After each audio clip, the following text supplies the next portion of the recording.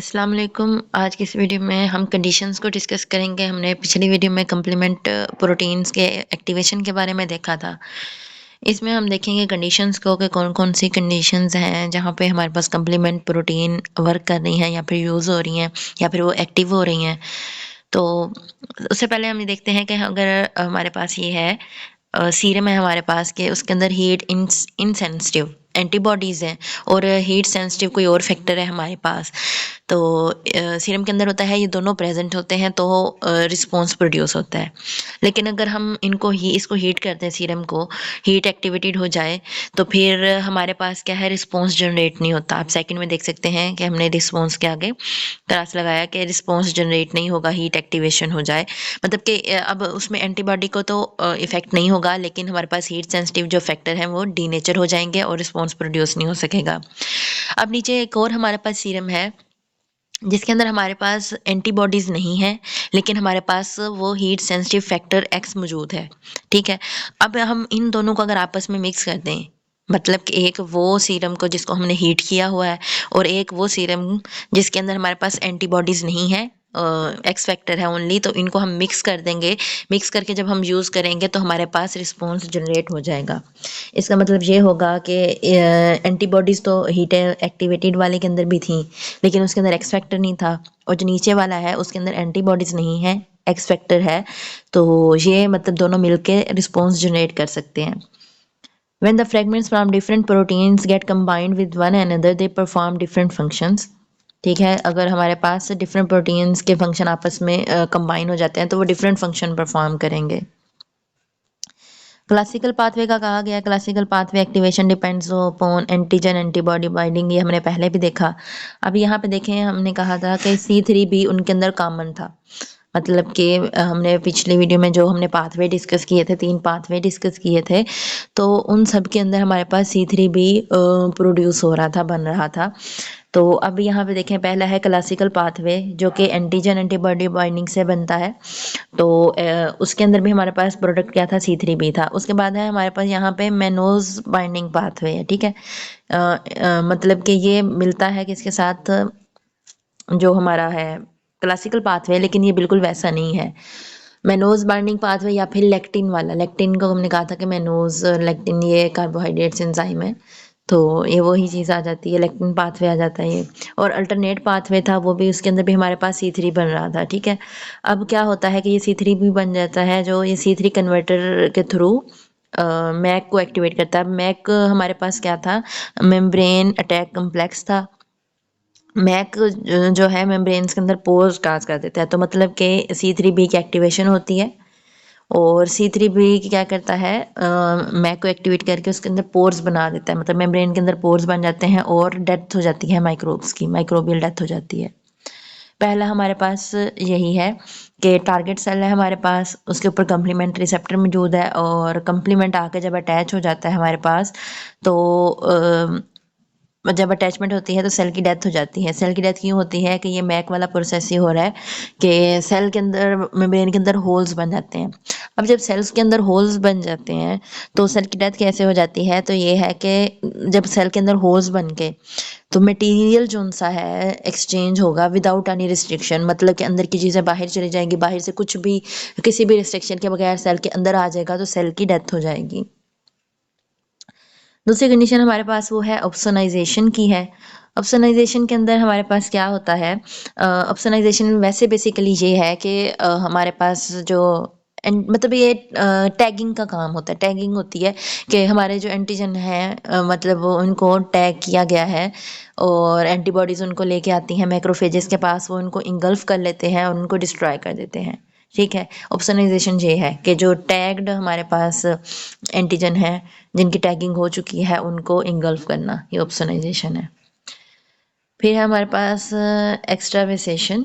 एक्स्ट्रावेसेशन का process basically ये है कि ब्लड फ्लो हो रहा होता है, उसके अंदर हमारे पास न्यूट्रोफिल्स हैं या फिर कोई और अगर हमारे पास इम्यून सेल्स हैं तो वो ब्लड फ्लो के अंदर से निकल के उस जगह पे चले जाते हैं जहाँ पे इन्फेक्शन हुआ होता है और इन्फेक्शन के साइड पे तरफ वो जाते हैं और वहाँ पे मतलब जाके अपना रिस्पॉन्स शो करते हैं या फिर जो इन्फेक्शंस वाले सेल्स हैं उनको इंगल्फ कर लेते हैं, किल कर लेते हैं। ये भी लिखा हुआ है कि when complement protein attach with neutrophil, ठीक है। अब उनको पैसे पता कैसे चलेगा, उनको सिग्नल मिलता है। अब एक्स्ट्रावेसेशन ऐसे नहीं हो जाती, सिग्नल मिलता है उनको कीमोटॉक्सिस के ज़रिए सिग्नल मिलता है न्यूट्रोफिल्स को, और कम्प्लीमेंट प्रोटीन्स आके इनके साथ अटैच होती हैं। तो वो क्या करते हैं, स्नीक थ्रो ब्लड, मतलब कि वो ब्लड के अंदर से निकल के इन्फेक्टेड टिश्यू की तरफ चले जाते हैं, इन्फेक्टेड टिश्यू के पास पहुंच जाते हैं। डायग्राम के अंदर भी शो किया गया है कि ब्लड फ्लो था, और ये जो है हमारे पास कम्प्लीमेंट प्रोटीन आके लगी, अब लगी तो वो सिग्नल मिला, और ये फिर क्या है, इन्फेक्शन साइट पर चले जाएंगे। फिर हमारे पास है मास्ट डीग्रेनुलेशन, डिग्रेडेशन नहीं, डीग्रेनुलेशन यहाँ पे आएगा। मास्ट सेल डीग्रेनुलेशन, मास्ट सेल्स का हमें पता है कि वो क्या करते हैं, वो एलर्जी करते हैं। जितनी भी एलर्जिक रिएक्शंस हैं उनके अंदर हमारे पास जो है मास्ट सेल्स इन्वॉल्व होते हैं, तो ये एलर्जी के अंदर इन्वॉल्व हैं। अब इसमें क्या होता है कि हमारा मतलब कि एलर्जी जब होती है तो हिस्टामिन रिलीज होता है हमारी बॉडी से, हमारे सेल से। अब हिस्टामिन कैसे रिलीज होता है, ये साइड पे देखिए आपको नजर आएगा कि मास्ट सेल्स है, इसके अंदर क्या है, एलर्जी रिस्पॉन्स, मतलब मास्ट सेल एलर्जी रिस्पॉन्स करते हैं, और जब इनको सिग्नल मिलता है तो ये आईजीई रिलीज करते हैं, आईजी रिलीज के साथ हिस्टामिन रिलीज होता है, ठीक है। और यहाँ पे ये जो है आईजीई की क्रॉस लिंकिंग शो की गई है। मतलब कि पहली दफ़ा जब अटैक होता है तो मतलब कि मास्ट सेल जो हैं ग्रेनुल्स को रिलीज करते हैं, और सेकंड अटैक मतलब आईजीई को रिलीज करते हैं, और अगर सेकंड अटैक होता है तो ये जो आईजी हैं आपस में ये क्रॉस लिंकिंग कर लेती हैं। बस इसके अंदर यही याद रखना है इस इसमें डीग्रेनुलेशन में, हिस्टामिन डीग्रेनुलेशन में, कि हमारे पास जब अटैक होता है सिग्नल मिलता है तो हमारे मास्ट सेल जो हैं आईजी और हिस्टामिन को रिलीज करते हैं, आईजी रिलीज करते हैं, वो आगे हिस्टामिन रिलीज करते हैं। एलर्जी के अंदर इन्वॉल्व है ये। उसके बाद है एनाफ्लेक्सिस, एनाफ्लेटिक शॉक। इसके अंदर है ब्रीथिंग के अंदर डिफ़िकल्टी होती है, ये भी एलर्जी की तरह ही है, सेम एलर्जी की है, एक टाइप है, लेकिन ये सीवियर होती है, बहुत ज़्यादा सीवियर कि इंसान की डेथ भी हो सकती है, ये ज़्यादा सीवियर एलर्जी है। इसका भी सही है कि वही है कि आईजी रिलीज़ होते हैं और हिस्टामिन रिलीज़ होता है। फिर है हमारे पास antigen antibody complex, antigen antibody complex जब बनता है, आपस में मिलते हैं तो ये अटैच होते हैं CR1 CRI या फिर C1R के साथ, रिसेप्टर है हमारे पास एरिथ्रोसाइट्स के ऊपर। अब एंटीजन एंटीबॉडी कम्प्लेक्स बना, एरिथ्रोसाइट के ऊपर रिसेप्टर है उसके साथ अटैच हो जाते हैं। अब ये एरिथ्रोसाइट क्या करते हैं, इनको लेके जाते हैं, मतलब के ब्लड के अंदर से लेके जाते हैं लीवर के तक, ठीक है। और ये कम्प्लेक्स प्रोटीन रिसेप्टर है यहाँ पे बताया गया है। एरिथ्रोसाइट के साथ ऊपर क्या हुआ, ये जो एंटीजन एंटीबॉडी कम्प्लेक्स है यहाँ पे देख सकते हैं, ये लोड हो गया, ठीक है। अगर मैं दिखा सकूं तो ये देखें, ये जो है एंटीजन एंटीबॉडी कम्प्लेक्स एरिथ्रोसाइट के ऊपर लोड हो गया, और अब ये क्या है, ब्लड के थ्रू लीवर तक पहुंचेगा, और वहाँ पे लीवर के अंदर जो मैक्रोफेजेस होंगे मतलब वो इसको इंगल्फ कर लेंगे, एरिथ्रोसाइट्स के ऊपर से ये कम्प्लेक्स डिटैच हो जाएगा, और ऑप्सोनाइजेशन होगी इसकी।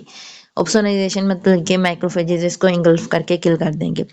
तो ये प्रोसेस है एंटीजन एंटीबॉडी कम्प्लेक्स का, कि एंटीबॉडी इसको एंटीजन को अपने साथ बाइंड करके एरिथ्रोसाइट के ऊपर लोड होके ब्लड के अंदर से लिवर में पहुंचती हैं, और वहाँ पे मैक्रोफेज जो है इनको इंगल्फ कर लेते हैं। फिर है B cell activation without antigen, के एंटीजन के बगैर भी बी सेल की एक्टिवेशन हो सकती है या हो जाती है। तो इसमें है ये कम्प्लीमेंट प्रोटीन्स जो सी हैं वो इसको इसके अंदर इन्वॉल्व होती हैं।